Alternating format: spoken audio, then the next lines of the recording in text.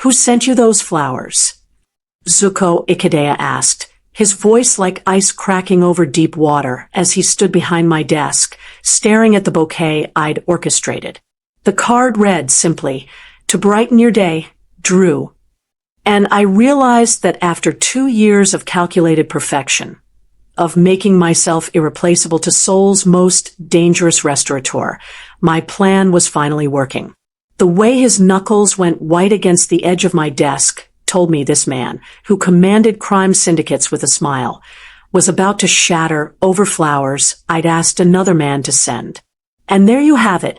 Another forbidden romance built on manipulation, jealousy, and two people who thought they could control love. If you're obsessed with psychological warfare, secretaries who play the long game, and love stories where both players are equally dangerous, you're in the right place. Hit that subscribe button, because we've got more twisted romances coming your way. Mafia bosses, strategic heroines, all the mind games you crave.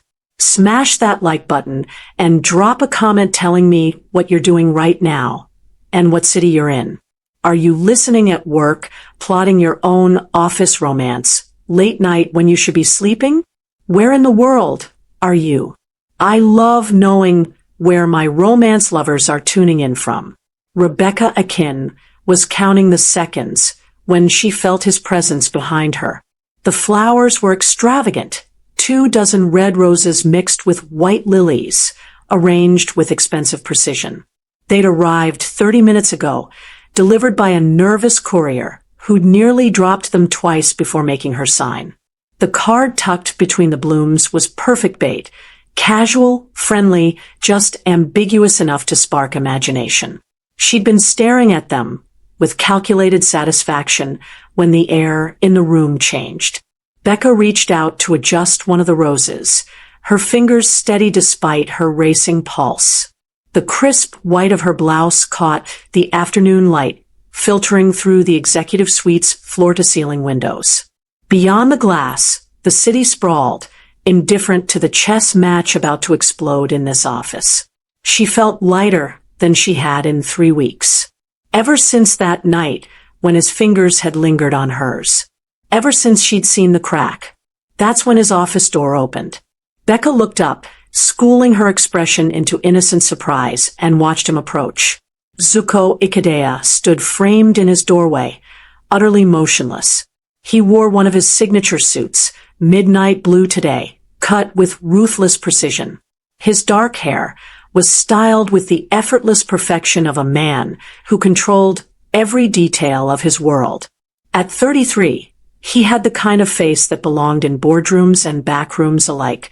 Sharp cheekbones, a jaw that could cut glass, eyes that revealed nothing and saw everything.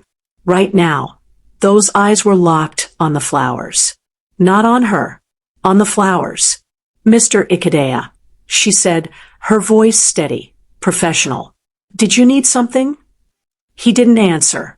Instead, he moved toward her desk with predatory grace. Each step was measured, controlled, but Becca could see the tension in his shoulders, the subtle tightness in his jaw. When he reached her desk, he stopped. His hand came down on the polished wood, fingers spreading wide.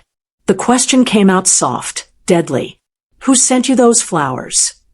Becca's heart hammered. 3 seconds. 2 seconds. 1. There. His left eye twitched. Checkmate. To fully understand this epic story, we need to go back 2 years earlier, when the Singapore Business Summit's main conference hall held 300 people, but Becca only saw one. He stood on stage dismantling a competitor's acquisition proposal with surgical precision, his voice carrying effortlessly over the crowd. Zuko Ikedea. She'd read the name in the program. CEO of Ikedea Restaurant Group. 31 years old, meteoric rise in the hospitality industry. The bio was impressive. The reality was devastating. He wore a charcoal suit that probably cost more than her monthly rent. His presentation was flawless, each slide minimal, each point delivered with quiet authority. But it wasn't his polish that captivated her.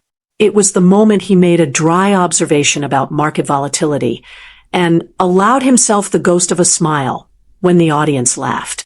That smile did something to her chest. Becca stood in the back, her conference badge heavy around her neck, and felt the professional distance she'd maintained her entire career begin to crack. She wasn't supposed to be here. She was attending as her boss's assistant, meant to be networking in the lobby. Instead, she'd slipped into this session on a whim. Now, she couldn't look away.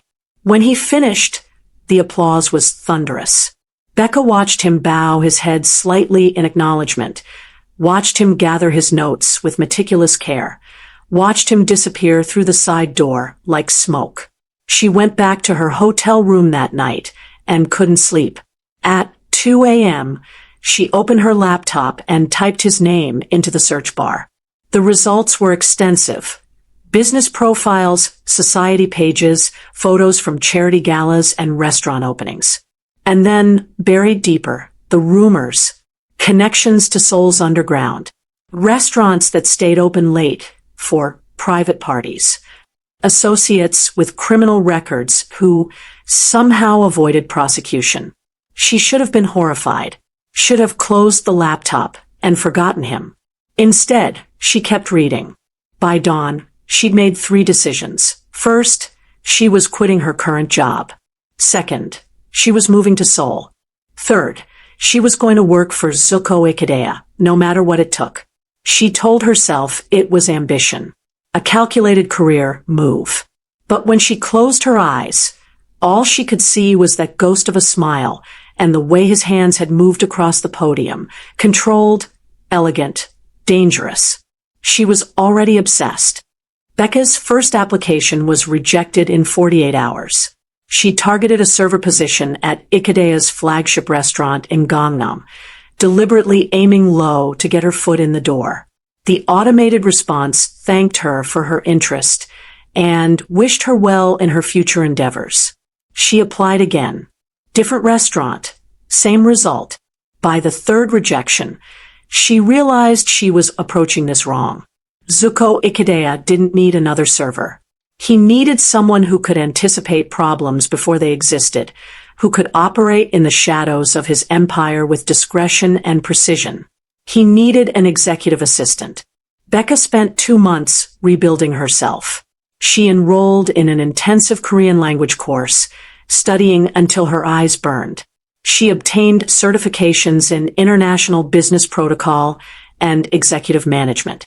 She reached out to her network, carefully constructing references that emphasized discretion and loyalty. Then she saw it, executive assistant to the CEO, corporate headquarters. The posting had been up for less than 6 hours. She spent 3 days on her application. Every word was chosen with purpose. Every achievement framed to demonstrate not just competence, but indispensability. She emphasized her ability to maintain confidentiality in sensitive business matters and her experience supporting executives in high-stakes negotiations. She attached a cover letter that was a masterpiece of professional seduction. She didn't beg. She didn't oversell. She simply demonstrated that she understood the position required someone who could exist in the gray spaces of his world without flinching. She hit submit at 11:47 p.m. on a Tuesday, and then waited. The call came on Friday. A woman's voice, crisp and efficient. Ms. Akin, we'd like to schedule an interview for next week. Are you available Tuesday at 2 p.m.? Becca's hand trembled slightly as she held the phone. Yes, absolutely. Excellent. The interview will be with Mr. Ikedaya personally. Please bring your passport and be prepared to discuss your availability for immediate placement. The line went dead. Becca sat in her tiny Seoul apartment. She'd moved 3 weeks ago, burning through her savings, and felt her heart race. She had one shot, one interview to convince him she was essential. She opened her laptop and began preparing, studying everything she could find about his schedule, his preferences, his business operations. She wouldn't leave anything to chance. Not when she'd already come this far. The interview lasted 12 minutes. Becca sat across from Zuko Ikedea in his corner office, spine straight, hands folded in her lap, and answered every question with precise clarity. She'd anticipated most of them. Her experience with confidential matters, her ability to work irregular hours, her comfort level with unconventional business practices. That last phrase hung in the air between them. She met his eyes steadily and said, "I understand that successful enterprises often operate in spaces where discretion is more valuable than curiosity." Something flickered in his expression. Not quite approval. More like recognition. "You're hired," he said. "You start Monday." That was 18 months ago. Since then, Becca had become a ghost in his machine. Invisible, essential, perfect. She learned that he took his espresso at exactly 195 degrees, that he preferred briefings in the morning when his mind was sharpest, that Thursday nights the restaurant consultants arrived with leather briefcases and left with envelopes. She never asked questions. She simply anticipated needs before he voiced them. She also learned the architecture of his isolation. Zuko Ikedea was surrounded by people, employees, associates, beautiful women who appeared on his arm at charity functions, but he was utterly alone. She saw it in the way he stood at his window after difficult calls, shoulders tight with tension no one else was allowed to witness. She saw it in the careful distance he maintained from everyone, even his own security team, especially from her. For 18 months, he barely looked at her. His acknowledgments were professional, his praise minimal. "Good work, Ms. Akin. That will be all. Have the car ready at 7. She existed in his periphery, competent and forgettable. And she was dying inside. Because she saw him every day. Watched him command boardrooms with quiet authority. Observed the way his jaw tightened when he was angry, the way his fingers drummed against his desk when he was thinking, the rare moments when exhaustion cracked through his armor, and he rubbed his temples with both hands. She cataloged every detail like a scientist studying a rare specimen. The way he rolled his shirt sleeves exactly twice when working late. How he took calls from his mother in Korean, so rapid she could barely follow. The scar on his left hand, he never explained. She was in love with a man who didn't know she existed beyond her function. Some nights, alone in her apartment, she wondered if she'd made a terrible mistake, if obsession had dressed itself up as ambition and led her into a beautiful, impossible trap. But every morning, she returned to her desk outside his office, made his coffee exactly right, and waited. Because she'd learned patience in Singapore. She'd learned strategy. And she was very, very good at playing the long game. 3 weeks ago it happened. It happened at 11:47 p.m. on a Wednesday. They'd been working late on the quarterly projections, the office empty except for the security team 3 floors down. Becca had her laptop open, cross-referencing revenue reports while Zuko reviewed contracts at his desk. The only sounds were the whisper of turning pages and the soft click of her keyboard. She was so focused she didn't hear him approach. "Ms. Akin." She looked up. He stood beside her desk, holding 2 cups of coffee, and the wrongness of the image momentarily short-circuited her brain.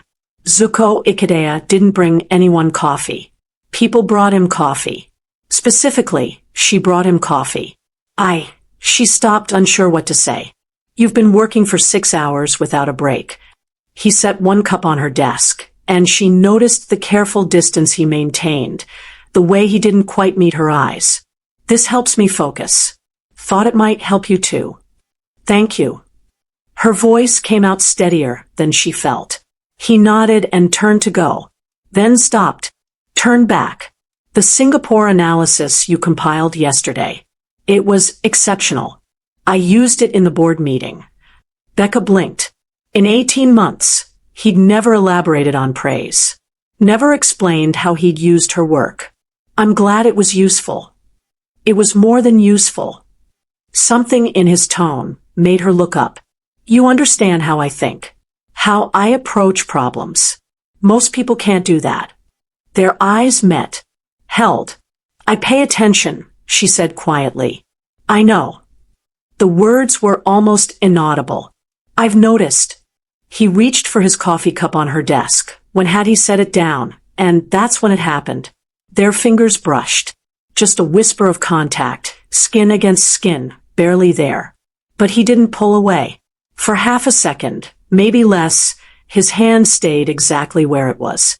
His fingers warm against hers. His eyes locked on their hands like he was watching something impossible. Then he inhaled sharply, pulled back, and cleared his throat. He gestured vaguely toward his office. The contracts. Of course. He walked away, his gait slightly too measured, too controlled. The door clicked shut behind him. Becca sat perfectly still, staring at her hand where his had been. Her heart was hammering so hard she could feel it in her throat. She pressed her fingers together, trying to hold onto the phantom warmth of his touch. Half a second. That's all it had been. But she'd seen his face in that moment. The crack in his armor. The flash of something raw and unguarded before he'd locked it down. After 18 months of invisibility, Zuko Ikedea had finally seen her. And he'd been terrified. Becca watched him for 3 weeks after the touch. She catalogued every change with clinical precision. The way his eyes would find her before meetings, then dart away when she noticed. The unnecessary requests that brought her into his office. Could she find a file he clearly already had? Could she review a memo he'd obviously already read? The tension that radiated off him when she stood too close during briefings. He was feeling something. Finally, after 18 months of being invisible, she'd become visible in a way that clearly tormented him. But Zuko Ikedea was a master of control. Men like him didn't confess feelings. They buried them, rationalized them, suffocated them under layers of discipline and distance. She needed to force his hand. The idea came to her during a sleepless night, staring at her ceiling at 3 a.m. Jealousy. It was primitive, irrational, and utterly reliable. If she could make him believe another man wanted her, genuinely wanted her, his carefully maintained control would crack. Drew Tang answered her call on the second ring. Becca, it's been ages. How's Soul treating you? I need a favor, she said, cutting straight to it. They'd met during her MBA program, stayed loosely in touch. He was safe, engaged to his college sweetheart, living in Hong Kong, with absolutely no romantic interest in her. It's going to sound strange. I'm listening. She explained the plan in careful detail. Send flowers to her office. Include a card that implied romance, but stayed just vague enough to spark imagination. Invite her to a charity gala in 2 weeks. His firm was sponsoring one. She'd seen it online. Make it look like he was pursuing her. Drew was silent for a long moment. This is either brilliant or completely insane. Probably both, Becca admitted. And this boss of yours, he's worth all this? She closed her eyes, seeing Zuko's face in that half-second when their hands had touched. The vulnerability before the mask slammed back down. Yes. All right. Drew laughed, the sound warm and familiar. What are friends for if not enabling elaborate psychological warfare? When do you want the flowers? Monday morning. Early. Before he gets in. Consider it done. And Becca, this better work, because if it doesn't, you're going to have some very awkward explaining to do. After she hung up, Becca sat in the darkness of her apartment and let herself acknowledge the risk. If she was wrong, if Zuko felt nothing beyond momentary attraction he could easily suppress, this would humiliate her. She'd be the secretary who misread her boss's polite interest as something more. But she wasn't wrong. She'd spent 2 years learning to read him, to anticipate his thoughts, to understand the man behind the mask. She knew obsession when she saw it because she recognized it in herself. He was falling. He just needed a push. Monday morning, she'd give him one. She spent the weekend preparing, chose her outfit carefully, rehearsed her reactions, planned every micro-expression. By Sunday night, she was ready. Let the game begin. The flowers arrived at 8:47 a.m., 17 minutes before Zuko typically entered the building. Becca watched the courier approach through the glass walls of the executive suite, arrangement in hand, and felt her pulse spike. The bouquet was perfect, extravagant enough to suggest serious intent, romantic enough to trigger possessiveness. 24 red roses mixed with white lilies, arranged with expensive precision. She signed for them, positioned them prominently on her desk, and opened the card with deliberately slow fingers. Drew's message was flawless. To brighten your day, Drew. Casual, friendly, devastating in its implications. She was adjusting the lilies when Zuko's private elevator chimed. Becca didn't look up immediately.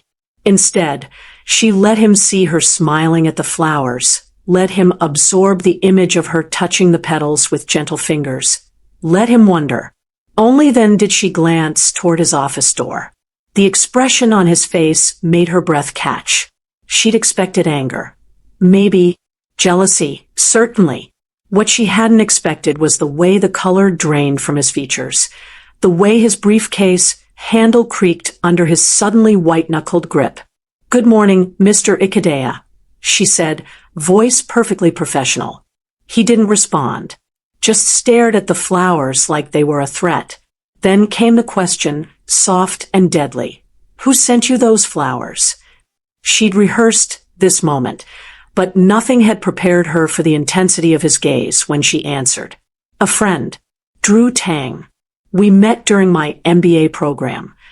Something flickered across his face. Calculation, fury, pain. "I see."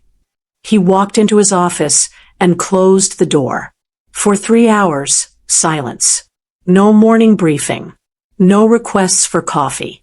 No intercom calls. The door stayed shut, and through the frosted glass, she could see his silhouette at the window, perfectly still. At 11:30, her computer chimed with an email. From Z. Ikedaya to R. Akin subject. Schedule changes. Ms. Akin. Cancel my 2 p.m. with the Seoul Tourism Board. Reschedule for next week. Also cancel Thursday's dinner with the Busan investors. I'll handle it myself. All future briefings will be conducted via email unless I specify otherwise. CI. Becca read it twice, her chest tightening. He was cutting her off, creating distance, punishing her for the flowers without acknowledging why. 2 more emails arrived over the next hour, each more curt than the last. Project reassignments, meeting cancellations, a systematic removal of her access to his schedule, his calendar, his daily routine. By 3 p.m., she understood. This was war. He wasn't going to confront her, wasn't going to ask about Drew, or demand explanations. Instead, he was going to freeze her out, make her invisible again, demonstrate that her existence, or lack thereof, in his personal thoughts meant nothing. Becca stared at the flowers on her desk, at the card that had triggered this Arctic chill, and felt something dangerous unfold in her chest. She'd wanted to crack his control. Mission accomplished. But now, sitting in the oppressive silence of his displeasure, she realized she might have miscalculated. Because Zuko Ikedaya didn't just feel jealousy. He weaponized it. Becca arrived Wednesday morning to find someone sitting at her desk. The woman was stunning, late 20s, elegant in a cream silk blouse and tailored black trousers, her long dark hair falling in perfect waves over one shoulder. She was typing on Becca's computer, reviewing what looked like Becca's calendar, occupying Becca's space with the ease of someone who belonged there. Becca's stomach dropped. Oh, hello. The woman looked up with a brilliant smile. You must be Rebecca. I'm Sienna Park. Mr. Ikedea brought me in as executive liaison. She gestured to a smaller desk that had been positioned 15 feet down the hall, closer to the elevators, away from Zuko's office door. He had facilities set up a workspace for you there. I hope that's all right. It wasn't a question. Becca forced her expression neutral. Executive liaison. I wasn't aware we needed one. Last-minute decision, apparently. Sienna's smile never wavered. Mr. Ikedea called me yesterday afternoon. Said he needed someone to handle some of the more sensitive client relations while you focus on operational efficiency. She said it kindly, like she was doing Becca a favor. Don't worry, I'm just here to take some pressure off you. Liar, Becca thought. You're here to replace me. She moved to the new desk mechanically, carrying her few personal items, a photo of her family, her favorite pen, a small succulent plant. The position offered a clear view of her old desk, of Sienna Park sitting exactly where she'd sat for 18 months, of Zuko's office door, which opened at 9:15. He emerged in a navy suit, looking refreshed and completely unbothered. His eyes swept the outer office, landed briefly on Becca in her new location, then moved to Sienna with something that might have been approval. Ms. Park, good morning. Good morning, Mr. Ikedea. Sienna stood, graceful and polished. I've reviewed the week's schedule and prepared briefing notes for your 10 a.m. Would you like to go over them now? That would be perfect. He gestured toward his office. Bring the Hanover file as well. They disappeared inside together. The door clicked shut. Becca sat at her exile desk and felt the first real crack in her confidence. Had she miscalculated? She'd assumed the jealousy would drive him to confession, force him to admit what he felt. Instead, he'd hired someone beautiful and competent to prove Becca was replaceable, dispensable. Through the frosted glass, she could see their silhouettes. Sienna gesturing to documents. Zuko leaning forward, attentive. The meeting stretched from 15 minutes to 30 to 45. When Sienna finally emerged, she paused at Becca's new desk. He's wonderful to work with, isn't he? So focused. So brilliant. Her smile was warm, genuine. I can see why you've stayed so long. Becca managed a polite nod, not trusting her voice. That afternoon, Sienna accompanied Zuko to 3 meetings. Becca watched them leave together. Watched Sienna laugh at something he said in the elevator. Watched the doors close on a scene that looked disturbingly natural. Her phone buzzed. An email from Zuko. From Z. Ikedea to R. Akin subject. Transition. Ms. Akin. Ms. Park will be handling executive briefings and client relations moving forward. Please coordinate with her on any outstanding projects. Your focus will shift to operational oversight and administrative support. Thank you for your flexibility during this transition. CI. Becca read the words 3 times, feeling something cold settle in her chest. Operational oversight. Administrative support. He demoted her without technically demoting her. Stripped away everything that made her essential while keeping her close enough to watch her replacement thrive. This wasn't just jealousy. This was calculated cruelty. And the worst part, she taught him how. Spent 18 months showing him exactly how to anticipate needs and exploit weaknesses. Now, he was using her own playbook against her. The summons came at 6:47 p.m., long after Sienna had left for the day. Becca's computer chimed with a message. My office. Now. She found him standing at the window, hands in his pockets, his tie loosened and top button undone. A whiskey glass sat on his desk, amber liquid catching the dying light. Her personnel file lay open beside it. The door clicked shut behind her, and he turned. He looked terrible, exhausted, disheveled, in a way she'd never seen him. His hair was slightly mussed like he'd been running his hands through it, and there were shadows under his eyes that makeup couldn't hide. "You applied to 3 of my restaurants before the corporate position," he said without preamble. "Server positions. Entry level. Why would someone with your credentials do that?"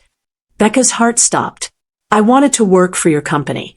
You wanted to work for me." He moved to his desk, flipped through pages.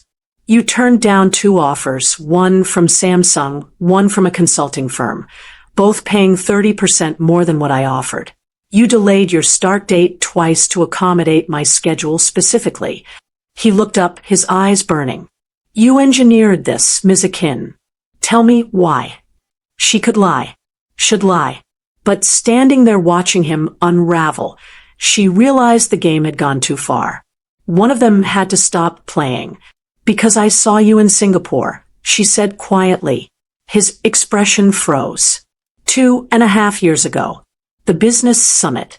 You gave a presentation on market acquisition strategies. Her voice was steady despite her racing pulse. "I watched you dismantle someone's entire proposal in 12 minutes with such precision it was like watching surgery. And then you smiled, just barely, when people laughed at your joke. And you what?" His voice was raw. "I went home and couldn't stop thinking about you." The confession spilled out like blood from a wound. "I researched everything. Your company, your background, the rumors about what you really do. I should have been horrified. Instead, I was fascinated. So you infiltrated my company." He laughed, but there was no humor in it. "Made yourself indispensable. Played the perfect assistant for 18 months. And now, Drew Tang? The flowers? What is this, Ms. Akin? What game are you playing?" "You touched my hand," she said, and watched him flinch. 3 weeks ago, you brought me coffee and touched my hand, and for half a second, you looked at me like I was real. Like I existed as something more than your assistant. Then you buried it. Because it was inappropriate. Because you felt it too." She took a step toward him. "You've been watching me. Unnecessary meetings. Requests for files you already have. You started feeling something, and it terrified you.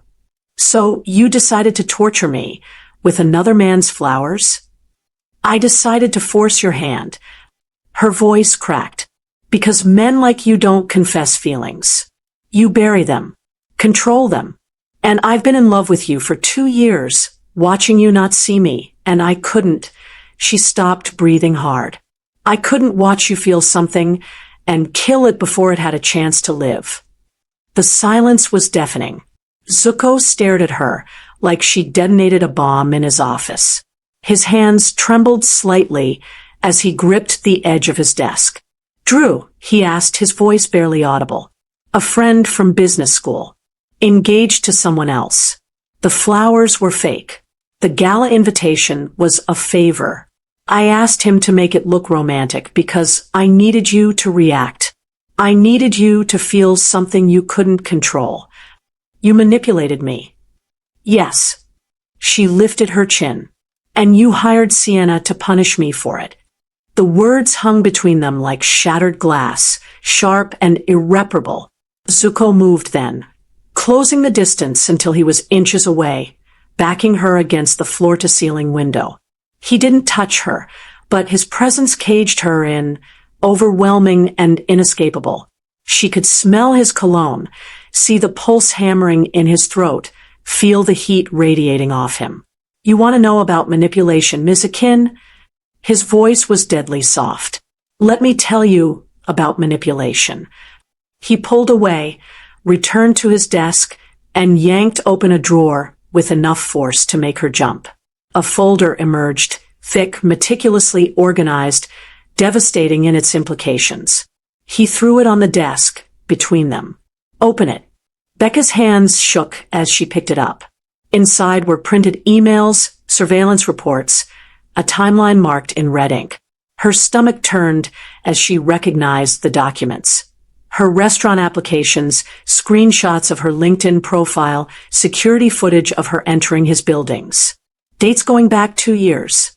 Singapore, Zuko said, his voice hollow. October 15th. The Peninsula Hotel Conference Center. You stood in the back row during my presentation, wearing a gray suit. You smiled when I made a joke about market volatility. A real smile, not the polite corporate mask everyone else wore. Becca looked up, her vision blurring. You notice me? I couldn't stop noticing you. He laughed bitterly. Do you know what it's like to give a presentation to 300 people and only see one? I went back to my hotel room that night and tried to find you in the attendee list, but you weren't registered under your own badge. You were there as someone's assistant. He moved around the desk, and she saw the devastation in his eyes. 3 months later, you applied to one of my restaurants.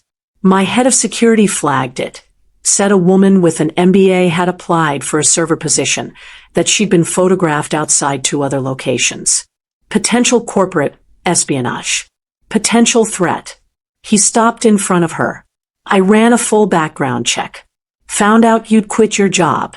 Moved to Seoul. Had no connections to my competitors. Just showed up. Why didn't you block my application? Her voice cracked. Because I remembered that smile. He reached out, his hand hovering near her face but not quite touching.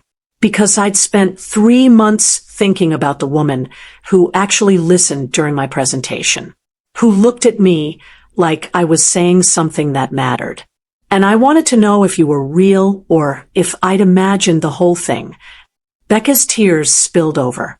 So you hired me. I approved your application personally.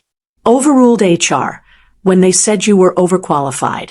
Gave you direct access to my office, my schedule, my world. His thumb caught a tear on her cheek, the touch feather-light. I told myself it was because you were competent, qualified, that I was making a rational business decision.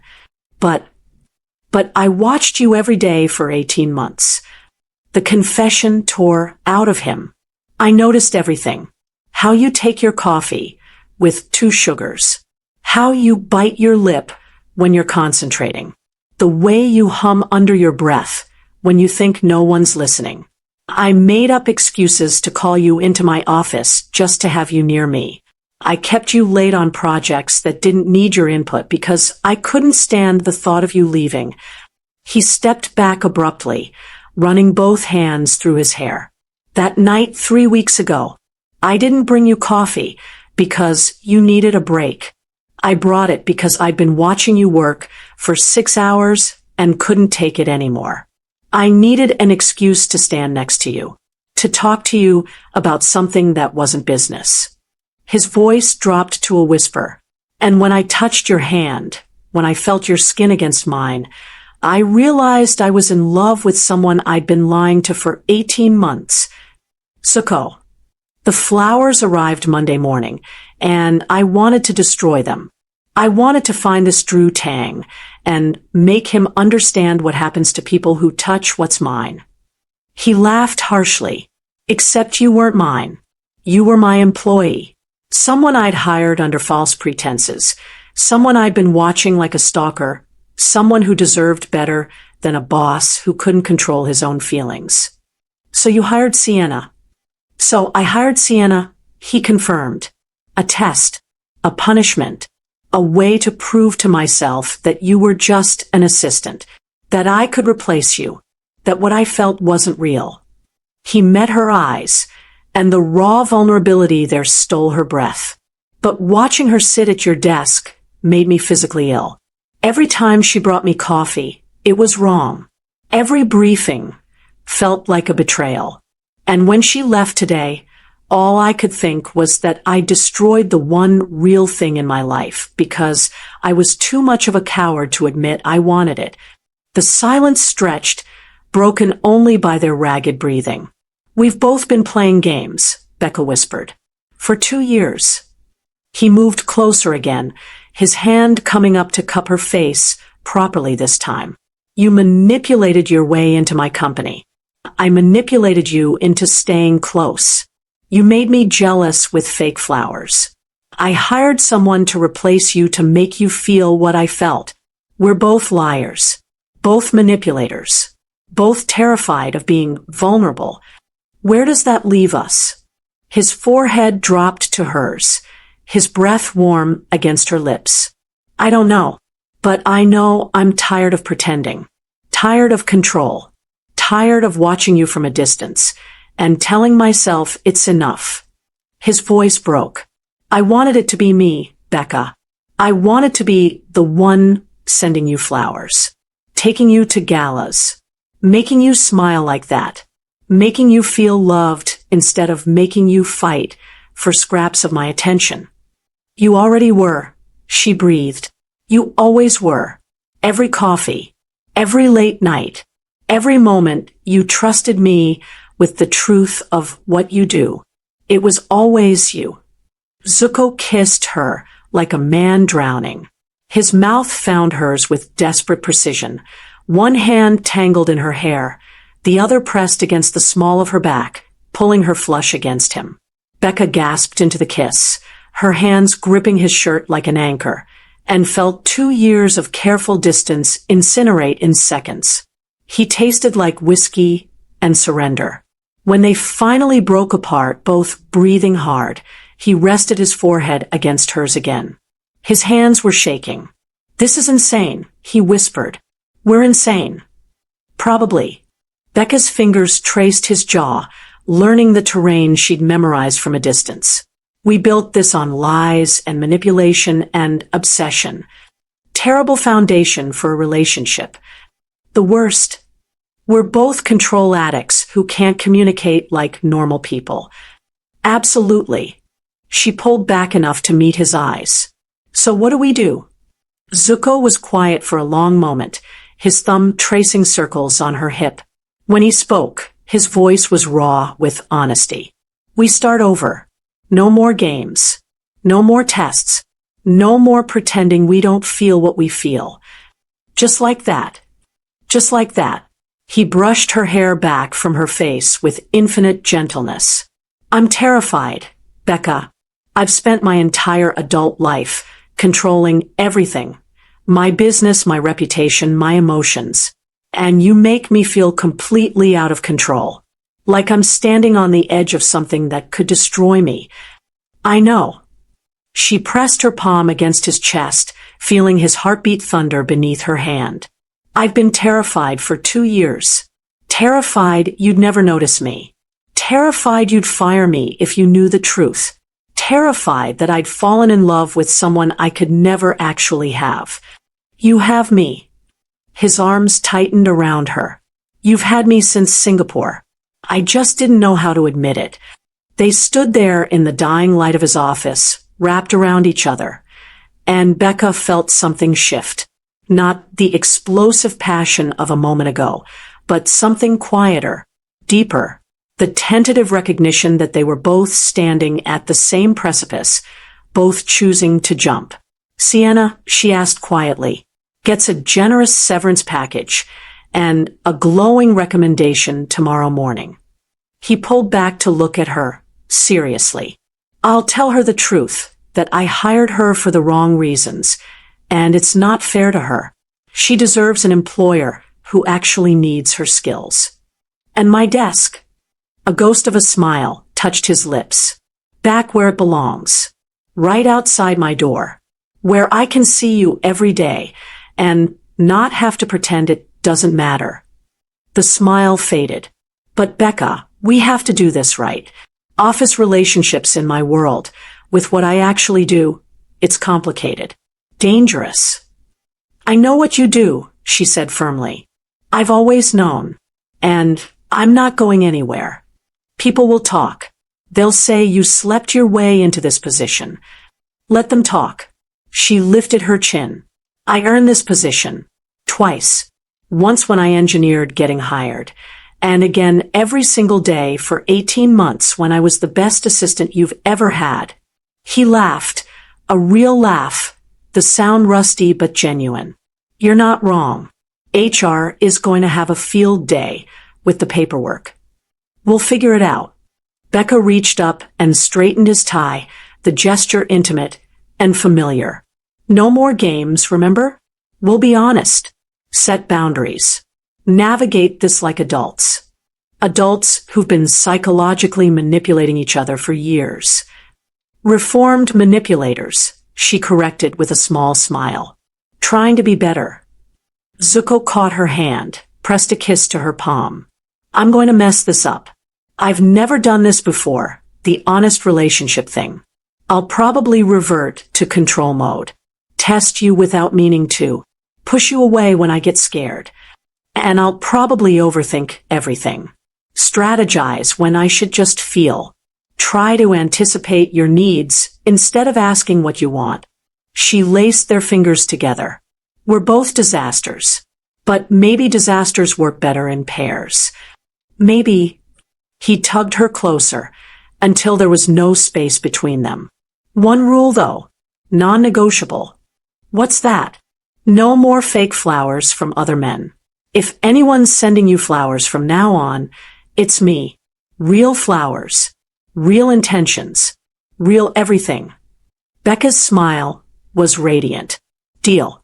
And my rule, no more hiring beautiful women to make me jealous. If you have a problem with me, you use your words like a grown-up. I can do that. He kissed her forehead, her temple, the corner of her mouth. God, I've wanted to do this for so long. 2 years. 2 years, 3 months, and 16 days. But who's counting? She laughed against his mouth, and he swallowed the sound with another kiss, this one slower, deeper, full of promise instead of desperation. When they finally pulled apart again, the city lights had come on outside, Seoul glittering in the darkness like scattered diamonds. Come home with me, Zuko said quietly. Not for, I just want you there. Want to fall asleep with you, and wake up with you, and prove to myself this is real. Becca nodded, emotion thick in her throat. Okay. They left the office together, hands entwined, and for the first time in 2 years, neither of them was playing a game. Neither was strategizing or manipulating or trying to control the outcome. They were just two broken, brilliant people choosing to be honest, choosing to be real, choosing each other. If you have really enjoyed this story, kindly subscribe and hit the notification bell to ensure you're part of the inner circle for every new release. Let me know your favorite part of the story, and if there is a vowel in your name, you should definitely comment and subscribe. I'd be watching.